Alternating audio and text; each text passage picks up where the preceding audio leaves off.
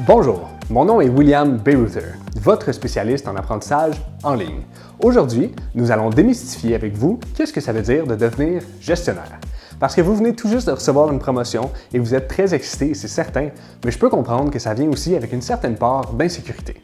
Peut-être que vous vous sentez un peu dépassé par les événements et les émotions, mais ne vous inquiétez pas, c'est tout à fait normal. Devenir gestionnaire, ça s'apprend. D'ailleurs, dans cette capsule, nous allons discuter du rôle du gestionnaire, des nouveaux comportements à adopter et des compétences à développer. Parce que ce qui est important de comprendre dans tout ça, c'est qu'au final, votre rôle vient tout juste de changer. Alors regardez ce nouveau rôle comme un tout nouvel emploi, parce que c'est exactement ça. Changer de poste, ça veut aussi dire qu'il y aura une certaine courbe d'apprentissage. Vous allez faire des erreurs en cours de route et c'est très normal. Notre rôle, c'est de réduire cette courbe et de minimiser les erreurs que vous allez probablement faire tout en vous donnant les outils dont vous avez besoin. Alors regardons ceux-ci un peu plus en détail. Devenir gestionnaire, c'est guider son équipe pour atteindre ses objectifs afin que celle-ci puisse fonctionner de façon autonome. Devenir gestionnaire veut donc dire qu'on passe d'employé à patron. Pour réussir dans ce nouveau rôle, vous devrez faire certains deuils, concessions ou compromis.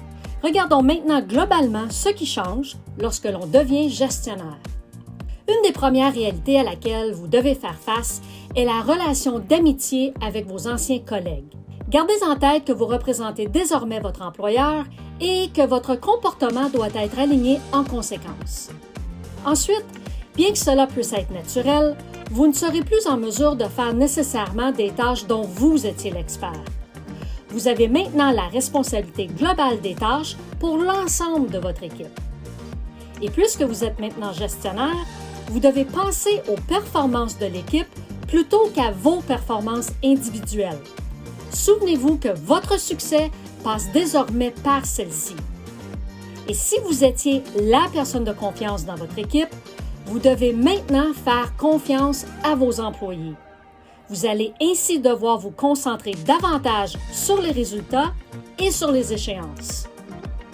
Il y aura aussi des décisions à prendre en fonction de l'équipe et de l'entreprise plutôt qu'en fonction de vos besoins.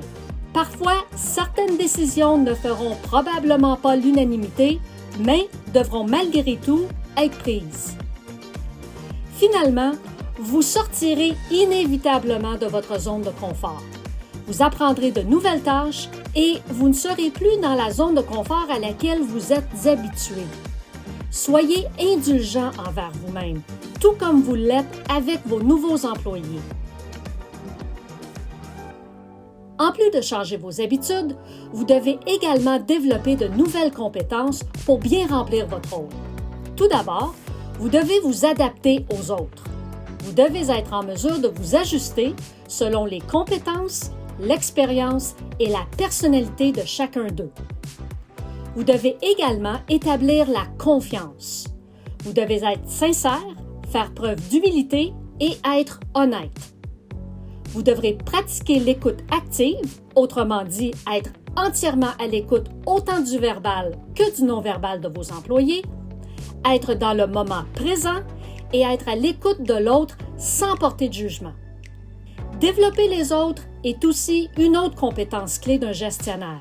Elle implique de travailler avec les employés et de les amener à se développer pour atteindre les résultats optimaux en magasin et améliorer leur rendement.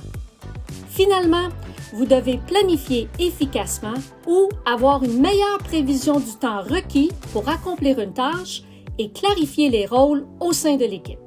C'est donc en développant ces compétences que vous deviendrez un leader influent, bien outillé et performant qui sera en mesure de créer un environnement de travail propice au développement des membres de son équipe. Évidemment, tout ça ne va pas se faire du jour au lendemain. Vous allez avoir besoin d'une certaine période d'ajustement.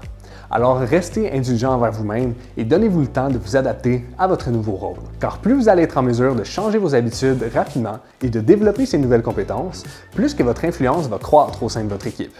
Alors sur ce, je vous souhaite un excellent succès dans votre nouveau poste et puis nous on se retrouve dans une prochaine capsule.